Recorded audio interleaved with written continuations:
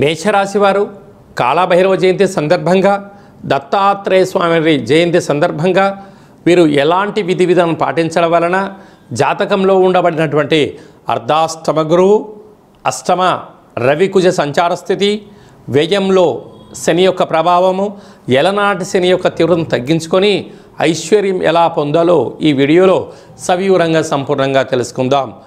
ఈ యొక్క మేషరాశిలో ఏ నక్షత్రాలు వస్తాయనగా అశ్విని నక్షత్రంలో 4 పాదాలు, భరణి నక్షత్రంలో 4 పాదాలు, కృతికా నక్షత్రం 1 పాదం కలిపితే మేషరాశి. రాశాధిపతి కుజ భగవానుడు.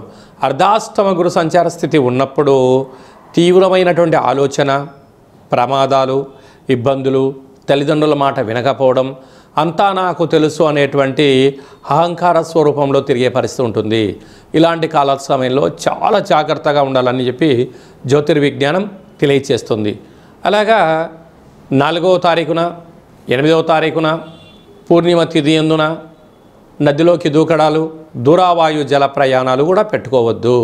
అలాగా ఏడాది తర్వాత రవి భగవానుడు అష్టమంలో ఉండడం, వాహన ప్రమాదాలు, యంత్ర ప్రమాదాలు పొంచి ఉన్నాయి. తస్మాత్ జాగ్రత్త.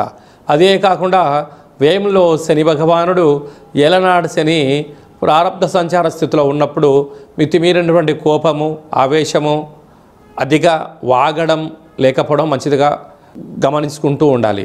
వీలైనంతవరకు మౌనము, ధ్యానము, ఏకాగ్రత కూడా చాలా అవసరం. ఇలాంటి కాల సమయంలో కాళభైరవ స్వామివారి యొక్క స్మరణ, కాళభైరవ స్వామివారికి పూజ చేసుకొని కుక్కకు కానీ, కాకికి కానీ, సాధువులకు కానీ, సంతులకు కానీ అన్నప్రసాదాన్ని వితరణ చేయడం, అలాగే నల్లటి దుప్పట్లు కానీ, నల్లటి వస్త్రాలను దానం చేసినట్లయితే సకల గ్రహ దోషము తొలగి గ్రహ ఐశ్వర్యం పొంది మేషరాశి జాతకులు అదృష్టవంతులు అవుతారు.